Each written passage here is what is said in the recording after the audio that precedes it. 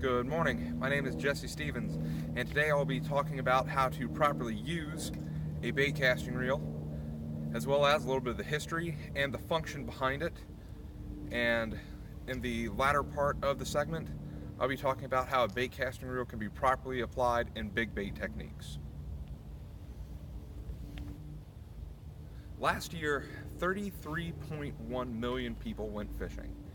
This makes the fishermen the largest population of any person that partakes in outdoor sports.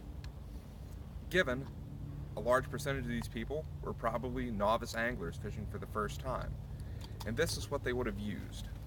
This is called a spin casting reel, and it is one of the most simplest reels to use.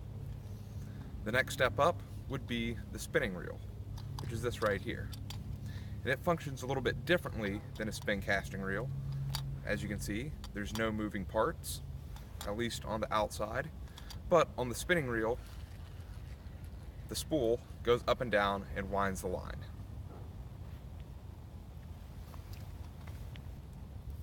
Now, what I'm going to be talking about today is the bait casting reel. Given this model is a somewhat higher end version, but overall, it's a very simple tool. The bait casting reel itself is for the most part a winch.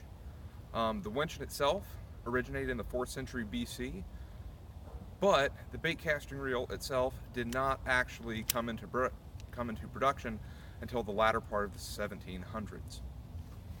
Now, the original bait casting reel was designed off of the winch. Now, a winch is just a collection spool for some sort of string-like or rope-like material, and there's normally some form of handle on the side that is cranked, which collects all of the line. Okay, so there are two different kinds of bait casting reels. The first is called the low profile bait casting reel. As you can see, it has a low profile. Now this is a much larger version.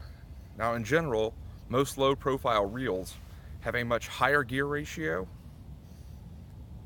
but still have a lot of power, as you can see by this model. This is the other type of reel, a round bait casting reel.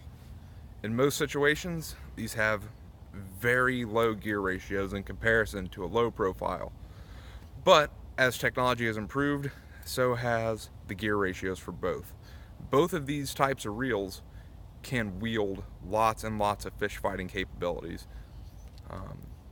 Next, we'll discuss on how to properly operate a bait casting reel.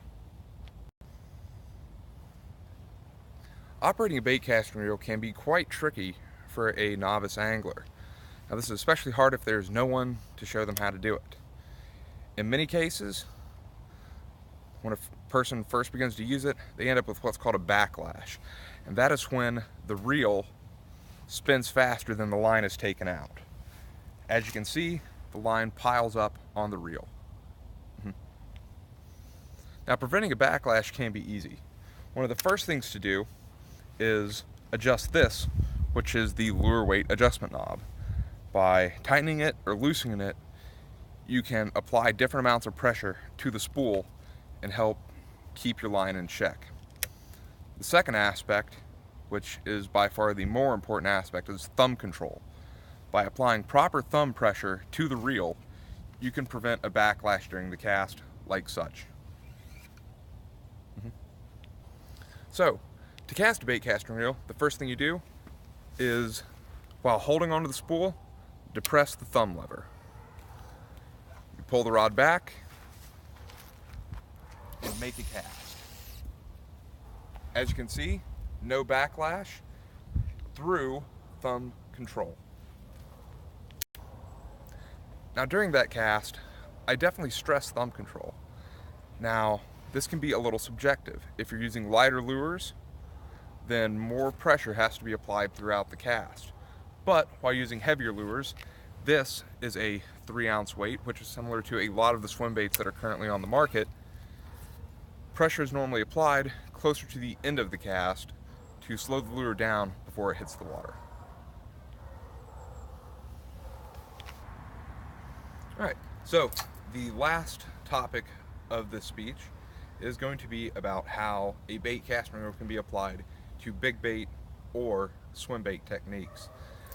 Now, with the normal low gear ratio of a bait casting reel and the high durability of a more simple tool, they last considerably longer and can handle the excessive weights that are normally applied during swim bait fishing. As you can see here, these are relatively large lures, especially for smaller game fish, especially in North Carolina, such as the largemouth bass. Most of these lures weigh upwards of 3 ounces, with some of them at the largest that I currently own being approximately 6 ounces in weight. Now, a spinning reel or a spin cast reel cannot, it just can't survive the stress that would be put on them by such a heavy lure. Which is why, by using proper technique, proper thumb control, and proper adjustment of the lure weight adjustment knob, large lures can be thrown successfully and consistently and land a large fish.